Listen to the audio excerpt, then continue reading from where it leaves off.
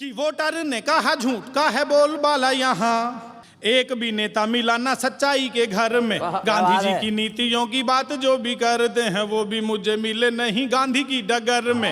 मैंने कहा मेंढकों की टर टर में मिलेंगे, कि मैंने कहा मेंढकों की टर टर में मिलेंगे या मिलेंगे कहीं किसी खटर पटर में। ढक्कन उठा के मैन होल का तू झांक लेना, दल बदलू मिलेंगे तैरते गटर में, दल बदलू मिलेंगे तैरते गटर में। कॉमेडी के वीडियोस देखने के लिए हमारे चैनल को लाइक और सब्सक्राइब करें।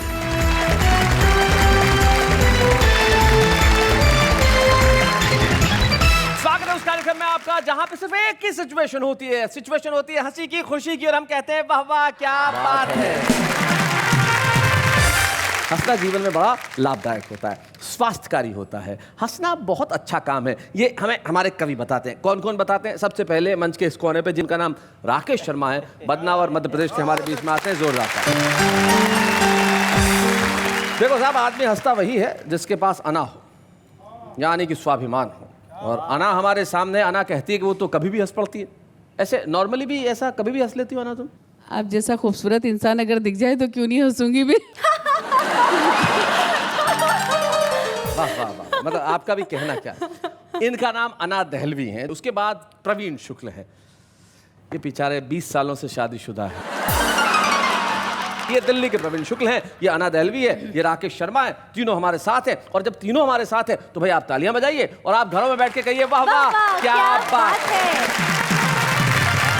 तो भाई आज बात चल रही है सिचुएशन की। जीवन में कई सिचुएशन ऐसी आती है जो आपके कंट्रोल में नहीं रहती, जैसे शादी करनी ही पड़ती है, और शादी के बाद जितनी भी सिचुएशंस होती है वो बीवी के कंट्रोल में होती है। लेकिन कुछ लोग होते हैं जो हर सिचुएशन से कोई ना कोई रास्ता निकाल लेते हैं। राकेश शर्मा भी ऐसे हैं जो हर सिचुएशन में से रास्ता निकाल लेते हैं। अब जिंदगी में लेटेस्ट किस सिचुएशन उन्होंने किस तरह से रास्ता निकाला, ये राकेश ही बता सकते हैं। तो राकेश, उसके लिए आपको क्या करना पड़ेगा? कविता सुनाना पड़ेगी। तो फिर किसका पीले चावल दूं? जरा ताली बजाओ।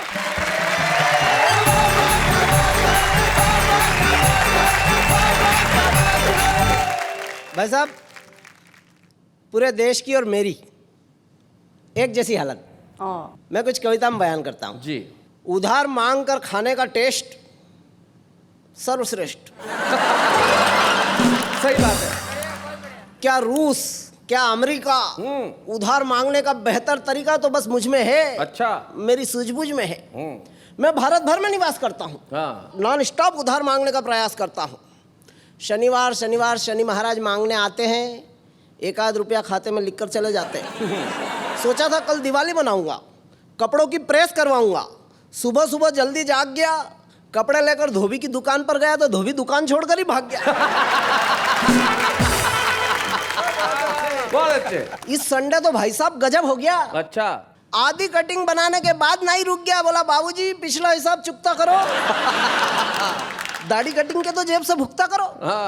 समझाया बुझाया नहीं माना तो पड़ोस में भिखारी भीख मांग रहा था। 10 की नोट उससे दिलवाई। बहुत अच्छे। भिखारी बोला बाबूजी 10 पहले के भी हैं। एक बार चाय की दुकान पर दिए थे, एक बार केले के भी हैं। हमने कहा भिखारी का भिखारी रहेगा, 5-5 रुपट्टी का हिसाब रखता है, अपने वाले स्टाफ को नहीं परखता। उधारी में दर्जी से नेकर सिलवाई। अच्छा। तो गुस्से गुस्से में पट्टे ने पार्टीशन की सिलाई नहीं लगाई। बहुत बढ़िया राकेश, क्या बदला निकाल सकता था? अहिंसक तरीका है बदले का। अच्छा भाई साहब, उधारी में क्या हुआ कि एक टूरिंग कंपनी ने कहीं अंडमान निकोबार का टूर निकाला। मैंने कहा पत्नी से कि तेरे को शादी की 10वीं सालगिरह पर अंडमान निकोबार ले जाऊंगा। बोले बहुत अच्छे। फिर 25वीं सालगिरह पर मैंने कहा वापस लेने आऊंगा। लेकिन उधार देखो, एक बड़ी, मैं तुम्हें मार्के की बात बताता हूँ। प्रवीण शुक्ल जानते होंगे, वो इस कला में पारंगत है। उधार मांगने वाला एक बार मांगता है, लेकिन देने वाला बार बार मांगता है। वापस दे रहे। तो ये जो मांगना है ये बहुत बड़ी कला है। वो आ गई। उधार का टेस्ट सबसे। अच्छा भाई साहब, अपने यहाँ एक तो सपने किस तरह से आते हैं जी। आदमी कब सपने देख लेता है। हमारा मित्र एक दुल्हे सिंह, दुल्हे सिंह के मजे लेने के लिए उसकी पत्नी ने कहा कि मेरे को ऐसा सपना आया कि तुम मर गए। अच्छा। तुम मर गए और मैंने विचार किया कि मैं अपनी बहन के पास रहूं। दूल्हे सिंह ने कहा ठीक है। दूसरे दिन दूल्हे सिंह को भी सपना आ गया। बोले मुझे भी सपना आया कि तू मर गई। हाँ। और रहने का विचार तो मेरा भी वही है जहाँ तेरा है।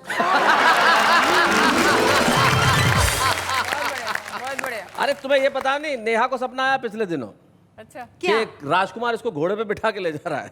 तो इसने पूछा, राजकुमार तुम मुझे कहाँ ले जा रहे हो? बोले मुझे क्या मालूम, सपना तो तू देख रही है। तो जीवन में आदमी जो सपना देखता है उसी को महसूस करना होता है। बढ़िया, बहुत बढ़िया। तो वैसा मेरे सपने में जंगल, ओहो, जंगल में झोपड़ा, झोपड़े में मैं और प्रियंका चोपड़ा। ओहो,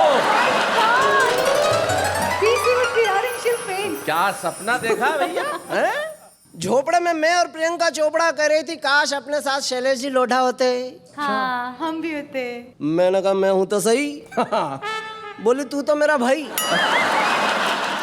भाई सुनकर मेरा सपना टूटा। सामने खड़ी थी बीबी, उसके हाथ से चाय का कप छूटा और फूटा। मैंने सोचा अच्छा हुआ फूट गया, वरना ये मुझसे धुलवाती। इसलिए सपने देखना हो तो हमेशा घरवाली के देखो, वरना तुम देखोगे प्रियंका चोपड़ा के तो घरवाली देखेगी प्रेम चोपड़ा के।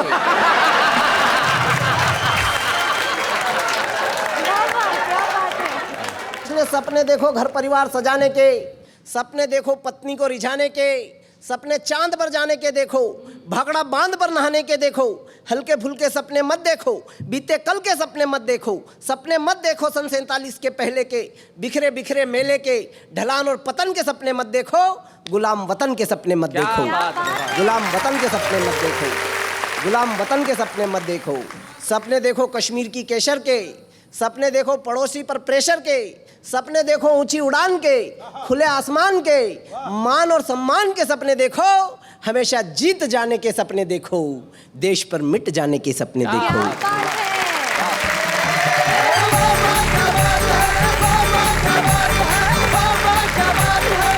क्या बात है भाई राकेश, तुमने दोनों कविताएं बड़ी शानदार सुनाई। अब मैं दोनों कविताओं का मिश्रण करूं तो एक कमाल की चीज पैदा होती है।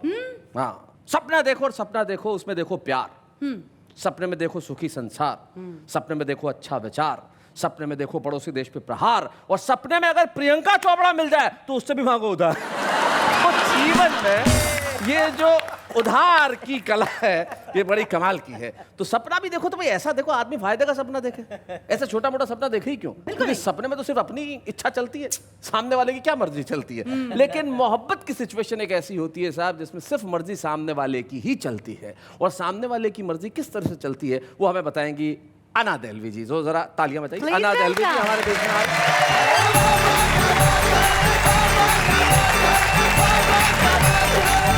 मैं दो पंक्तियां पढ़ना चाहती हूँ आप दोनों के लिए भी, और वाह वाह क्या बात है जी। बहुत दिन से तुम्हें देखा नहीं था, ये आंखों के लिए अच्छा नहीं था, नहीं था। ये क्या बात आंखों है। के लिए अच्छा नहीं था। अब मैं अगर आप सबकी इजाजत हो तो 4 पंक्तियां पढ़ना चाहती हूँ। जी। नजर नजर से मिलाते हैं ये मुंबई वाले, ओहो क्या बात है। घर अपना दिल में बनाते हैं ये मुंबई वाले।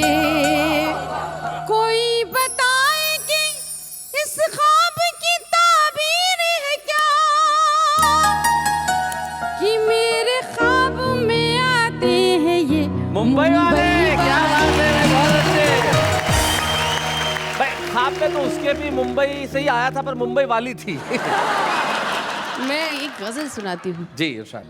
आंखों से आंखों को सुनाई जाती है, क्या बात है, आंखों से आंखों को, आंखों से आंखों को सुनाई जाती है, दुनिया से जो बात छुपाई जाती है। क्या बात है। शेर पढ़ती हूँ, सुनिएगा। चांद से पूछो या पूछो मेरे दिल से। वाह। अब देखती हूँ कौन खामोश रहता है। चांद से पूछो या पूछो मेरे दिल से, तन्हा कैसे रात बिताई जाती है। बहुत शुक्रिया। और अब ये शेर भी सुनिएगा, खास तौर पे शायरी के हवाले से। जी।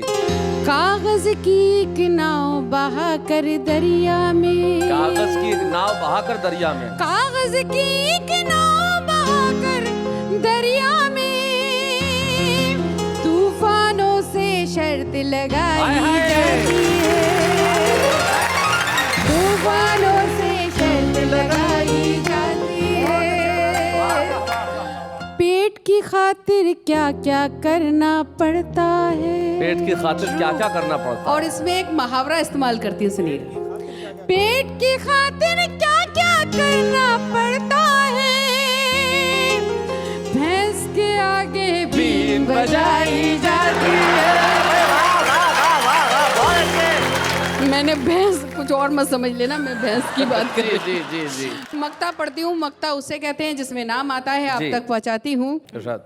इश्क करूंगी और अना में देखूंगी। इश्क करूंगी और अना में देखूंगी। इश्क करूंगी और अना में देखूंगी। आग से कैसे आग बुझाई जाती है।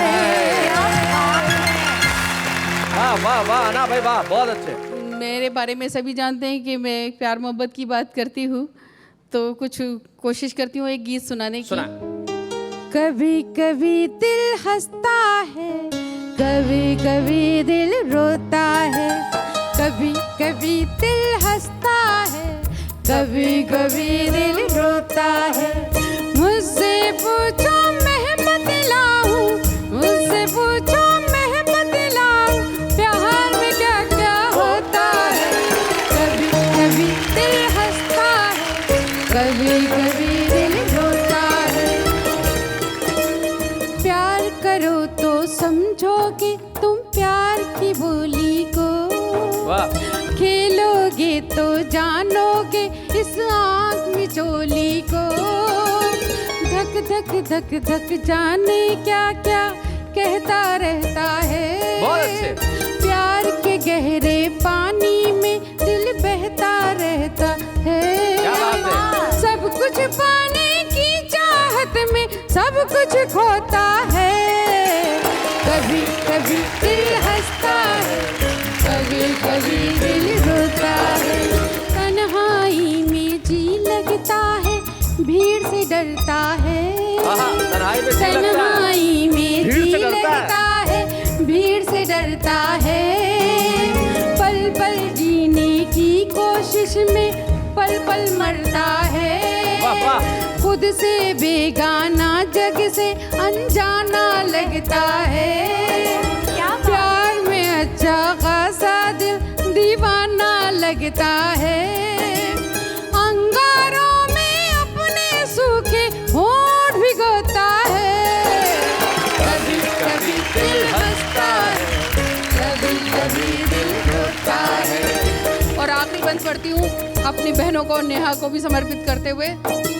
सहमी सहमी डरी डरी घबराई घबराई, खुद से भी मैं रहती हूँ शर्माई शर्माई।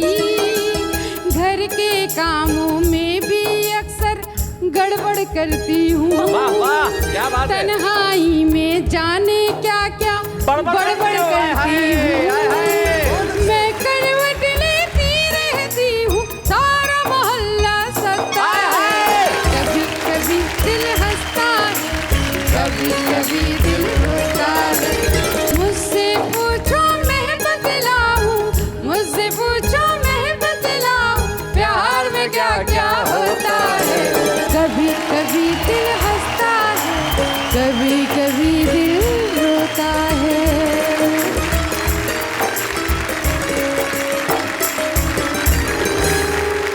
क्या बात है। कभी कभी दिल हंसता है, कभी कभी दिल रोता है। अक्सर प्यार में होता है, पर जरूरी नहीं कि प्यार में ही ऐसा हो। कई इस टाइप के लोगों के साथ भी होता है। मेरे साथ हाँ स्वीट। कभी भी हंस पड़ो, कभी भी रो दो पता ही नहीं चलता।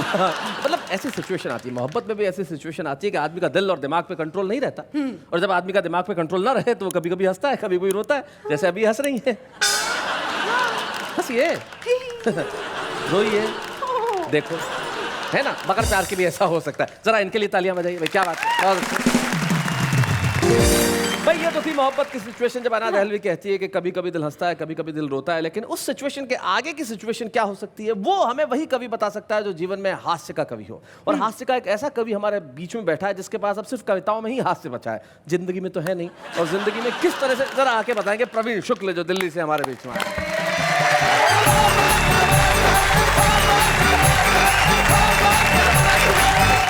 अभी अन्ना जी ने बहुत प्यारा गीत सुनाया और बताया कि कभी कभी दिल हंसता है, कभी कभी दिल रोता है जी। लेकिन अन्ना जी, कई बार इस प्यार, मोहब्बत और सुंदरता का क्या प्रभाव होता है, एक छंद आपको समर्पित करता हूँ सुनाइए। कि सर्दी की धूप कहूँ, रूप का स्वरूप कहूँ, कहूँ कामदेव को कमाल लगती हो तुम। तुम्हें देख होली की ठिठोली याद आई मुझे, भंग की तरंग में गुलाल लगती हो तुम। भंग की तरंग में गुलाल लगती हो तुम। प्रेम की परीक्षा में पदक जिन्होंने पाए, उनको भी जटिल सवाल लगती हो तुम। मेहंदी रचा के 60 साल का कुंवारा बोला, मेरे सपनों की ससुराल लगती हो।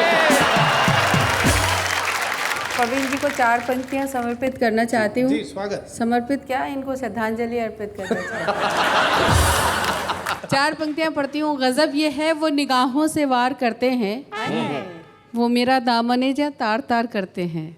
मैं क्या बताऊँ, अना है दिलो जिगर जख्मी, वो एक तीर से कितने शिकार करते हैं।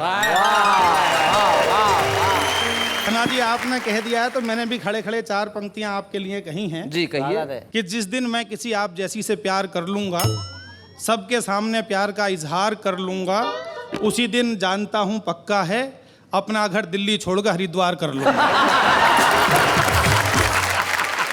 जिंदगी में बहुत सारी सिचुएशन आती रहती हैं जी। और कई बार ऐसी सिचुएशन पैदा हो जाती है, कवि सम्मेलनों में जितने स्त्री पुरुष होते हैं उससे ज्यादा बच्चे होते हैं। हाँ। उस सिचुएशन से दुखी होकर मैंने एक छंद लिखा सुनाए।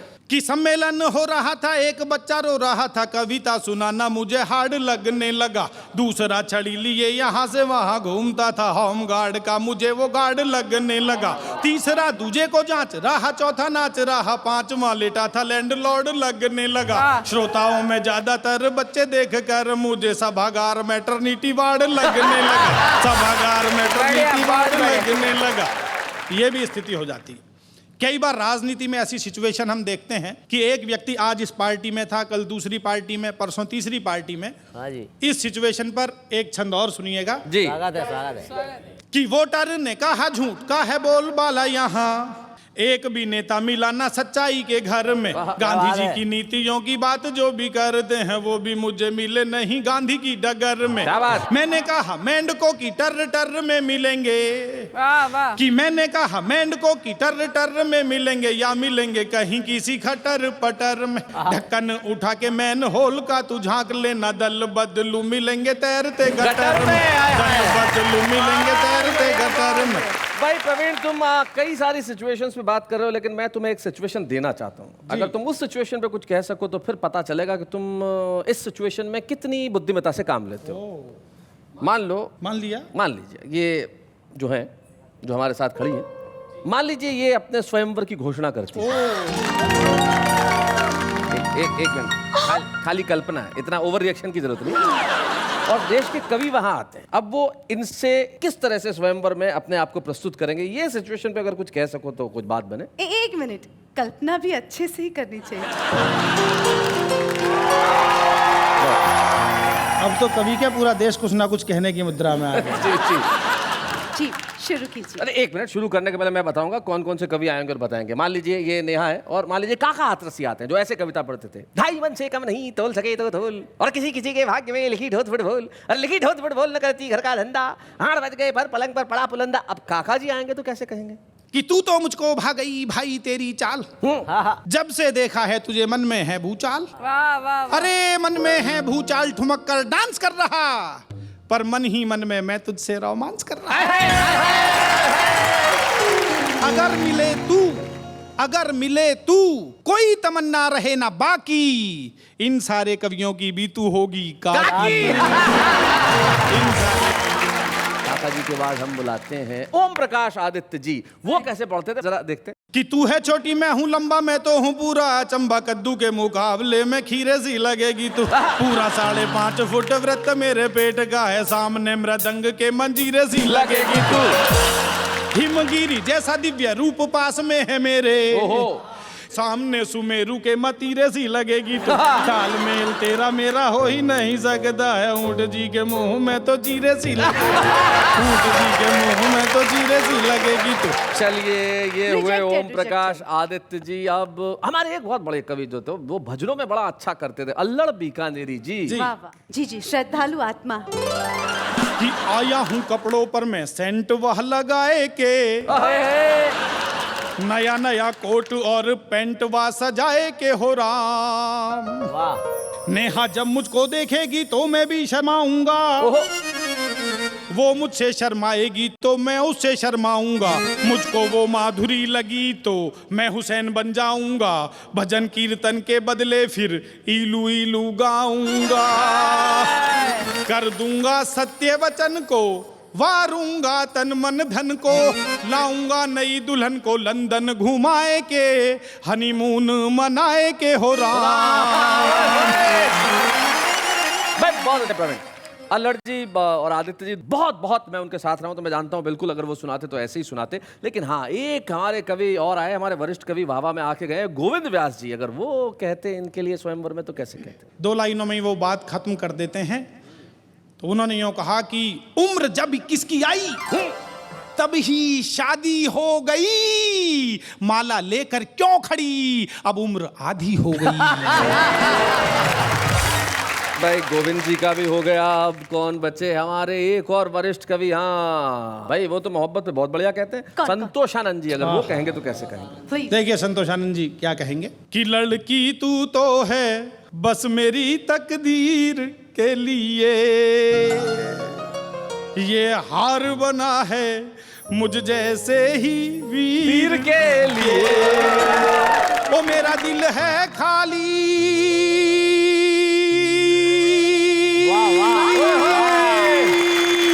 ओ मेरा दिल है खाली बस तेरी तस्वीर के लिए, लड़की तू तो है बस मेरी तकदीर के लिए। क्या बात है, बहुत क्या बात है। भाई हमारे एक कवि, बड़े वरिष्ठ कवि और मैं जिनका बहुत बड़ा फैन हूँ, हुल्लड़ मुरादाबादी जी जब सुनाते हैं उनका भी एक खास अंदाज है, गणपति बप्पा मोरिया, गणपति बप्पा मोरिया। तो वो अगर सुनाएंगे तो कैसे सुनाएंगे? देखिए उन्होंने अपने पहले वाले कवि की तरफ इशारा करते हुए कहा कि गणपति बप्पा मोरिया, गणपति बप्पा मोरिया, हार नहीं डाला लड़की ने तू अब तक क्यों रो रिया। गणपति बप्पा मोरिया, जिनके मुंह हैं टेढ़े मेढ़े वे लाइन में खड़े हुए, जिन्हें मंच पर होना चाहिए खामो खामे अड़े हुए, हार नहीं डाला मुझको भी हुल्लड़ तो अब सो रिया।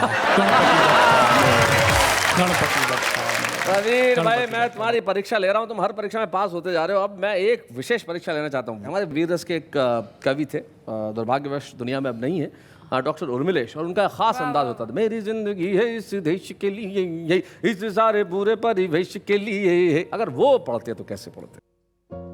कि मेरी जिंदगी है इस देश के लिए, पूरे भारतीय परिवेश के लिए, ना बनी ये राग और द्वेष के लिए, रूपसी के रूप वाले वेश के लिए, इससे कहो कि कहीं और चली जाए,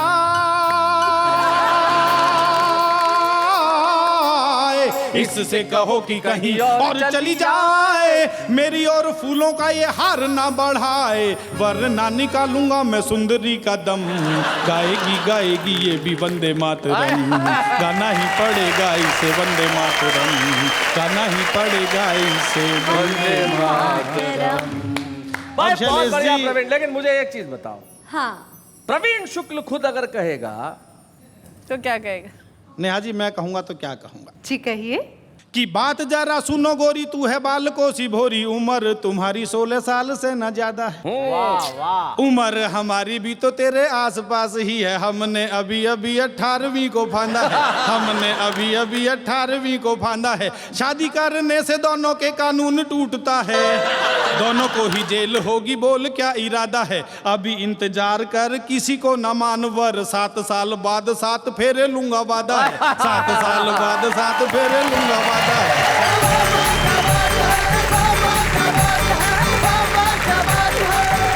हर वक्त सिचुएशन सेम नहीं रहती, लेकिन वो लोग जो आज किसी छोटी जगह पर रहते हैं उन्हें निराश नहीं होना चाहिए कि वो प्रसिद्ध नहीं हो सकते। क्या पता किस दिन आपके दरवाजे पे सफलता आके खटखटाए और कहे कि जरा बाहर आइए, कब तक छुपे रुस्तम बने बैठे रहेंगे, सारा देश आपका इंतजार कर रहा है। अमरावती महाराष्ट्र में एक नौजवान जिसका नाम है मनोज मद्रासी, और जब वो आते हैं तो अपने अंदाज में क्या सुनाते हैं, हम एक ऐसे छुपे रुस्तम को ला रहे हैं जो आज के बाद छुपे रुस्तम नहीं रहेंगे, मनोज मद्रासी।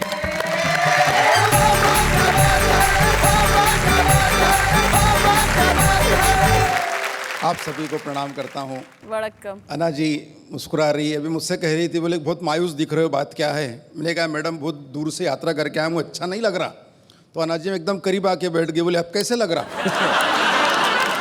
मैंने कहा अना जी आप मेरे करीब आके बैठी तो मुझे ऐसे लगा जैसे कश्मीर खुद चल के केरल के पास आ गया। चार पंक्तियां पढ़ रहा हूँ कि 8-10 बैल मिलकर अंग्रेजी फिल्मों के पोस्टर खा रहे थे। 8-10 बैल मिलकर अंग्रेजी फिल्मों के पोस्टर खा रहे थे। यह दृश्य देखकर नन्हे नन्हे बछड़े ललचा रहे थे। अच्छा। थोड़ी देर पश्चात मुझे पता चली यह बात, तो मैंने एक बैल से पूछा क्यों रे, सारे के सारे पोस्टर खा लिए, बछड़ों को नहीं दिए? तो बैल गुस्से से बोला उस पर तो लिखा था केवल वयस्कों के लिए।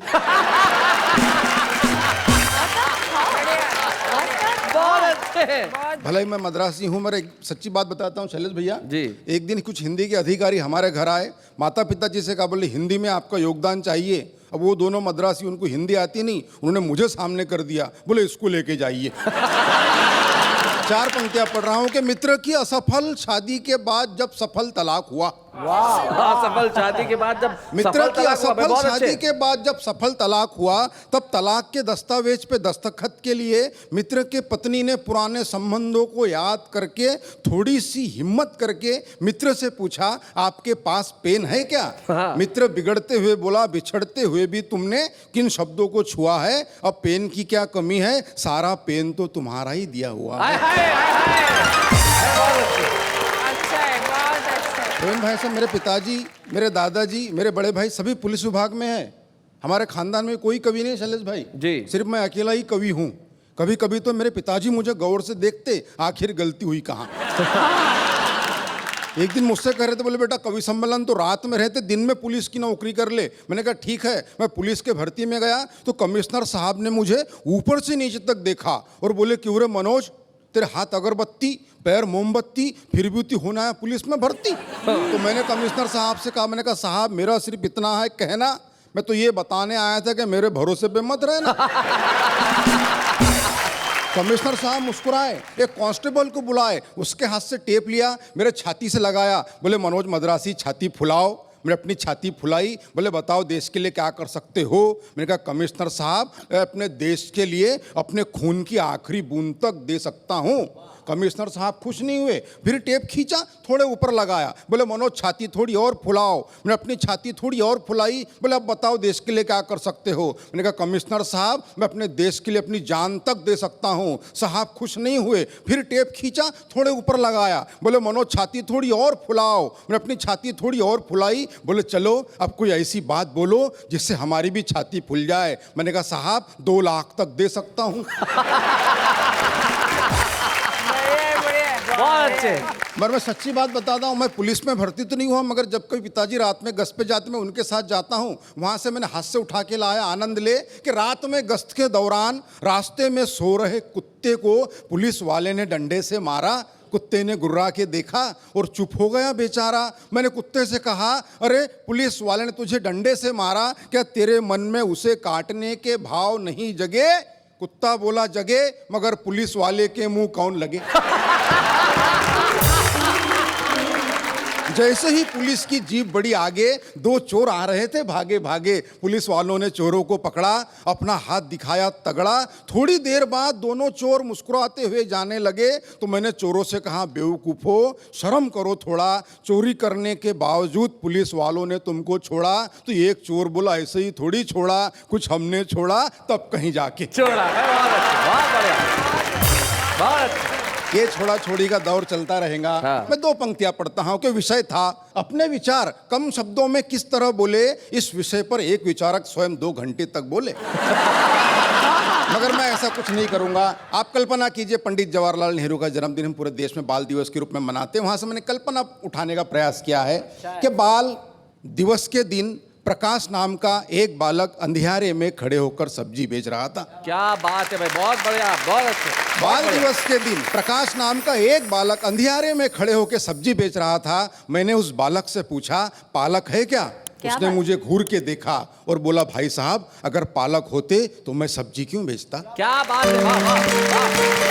बोले अगर पालक होते तो मैं सब्जी क्यों बेचता? मैंने कहा बेटा मैं उस पालक के बारे में नहीं पूछ रहा, ये बता ये पालक क्या भाव बेच रहा? उसने फिर मेरी तरफ देखा और बोले ले जाओ, वैसे भी आजकल पालक को भाव कौन देता? आहा आहा क्या बात है। बोला ले जाओ, वैसे भी आजकल पालक को भाव कौन देता? तब जाके मैंने लिखा है कि कहीं छाव कहीं धूप होते हैं, बच्चे बच्चे भगवान का रूप होते हैं, कुल का दीपक बुढ़ापे की लाठी, जाने कैसे ख्वाब सजा लेते हैं, बच्चों का भविष्य उज्जवल हो इसीलिए माँ बाप अपना वर्तमान जला देते हैं। क्या बात है वाह वाह। भाई बहुत अच्छा। माँ बाप अपना वर्तमान जला देते हैं कि चेहरा चेहरा खिला खिला था, मित्र आज बरसों बाद मिला था, उसके ठाठ बाट देखकर कई विचार जागे मेरे खोपड़ी में, ऐसा लगा जैसे कृष्ण आए हो सुदामा के झोपड़ी में।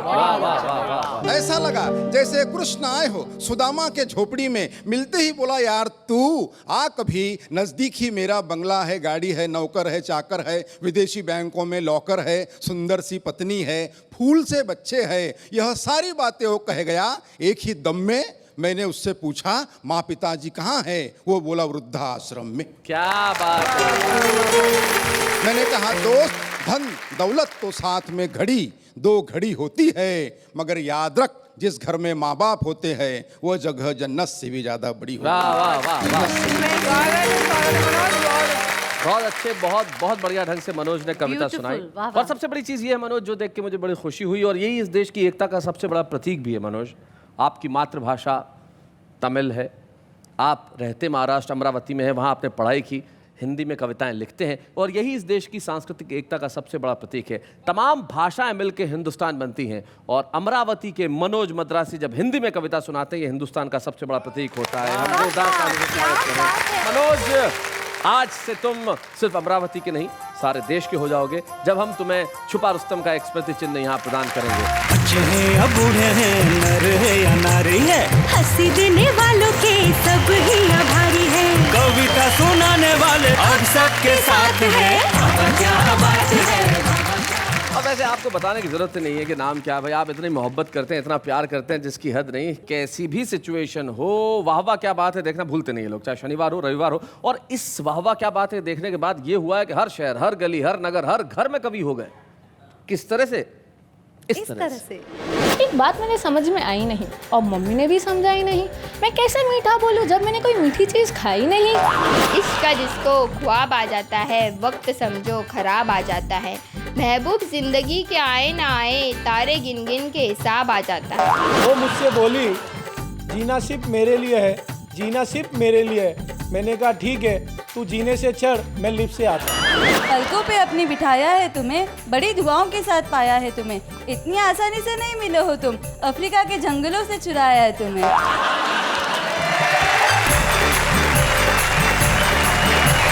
क्या बात है। ये हमारा आम आदमी जो देश के हर घर में इन दिनों कविताएं करने लगा है, और वाह वाह क्या बात है का प्रभाव है। और आपको क्या लगता है कि वाह वाह क्या बात है या हिंदी कविता उर्दू शायरी सिर्फ उसी जगह पे प्रसिद्ध है जहाँ हिंदी और उर्दू बोली जाती है? ऐसा नहीं है। देश के सुदूर क्षेत्रों में भी जहाँ पे शायद हिंदी उर्दू की पहुँच थोड़ी सी कंपैरेटिवली कम है, वहाँ भी वाह वाह क्या बात है कि फैंस इस तादाद में हैं जिन्हें देख के मुझे भी आश्चर्य हुआ। पिछले दिनों मैं गुवाहाटी में था, और गुवाहाटी के अंदर जब मैंने वाह वाह क्या बात है का फ़ैन क्लब देखा, और फ़ैन क्लब के अध्यक्ष जब वहाँ मिलने आए तो मैं अचंभित हो गया, और मुझे बड़ा अच्छा लगा कि भाई हमारी पहुँच वाह वाह क्या बात है कि घर घर में इस कदर हो गई है। और बड़ी खुशी की बात है कि वाह वाह क्या बात है फ़ैन क्लब के गुवाहाटी के अध्यक्ष राजकुमार रिंगानी आज हमारे बीच में है, और वो हमारे बीच यहाँ आना चाहते हैं। ज़रा जोरदार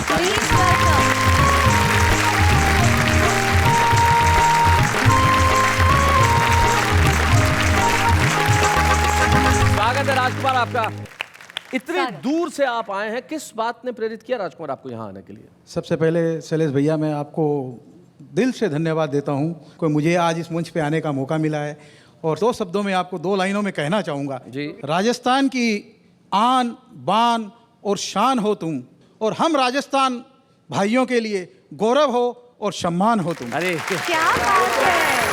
इसी के साथ सर मैं एक चीज़ और कहना चाहूँगा कि मैं पूरे आसाम वासियों की तरफ से इस, जैसे कि अभी आपको पता है कि अभी बिहू का हमारा त्यौहार है, बिहू पर्व, और एक जो हम जिसको हमारे आसाम का प्रतीक है फूलों गमछा और झांपी, मैं चाहता हूँ शैलेश भैया आपका और नेहा जी आपका मैं उससे सम्मान करूँ, जिससे हम आसाम वासी अपने आप को पूरा सम्मानित समझेंगे।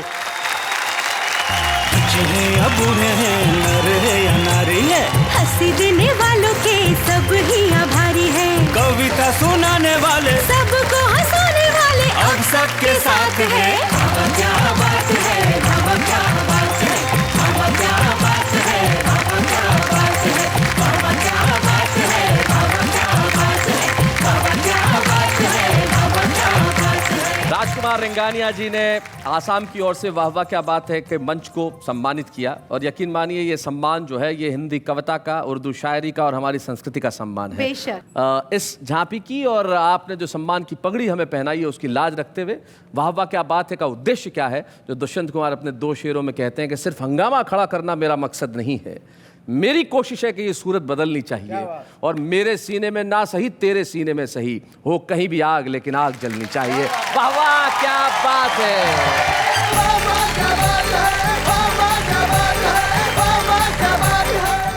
कॉमेडी के वीडियोस देखने के लिए हमारे चैनल को लाइक और सब्सक्राइब करें।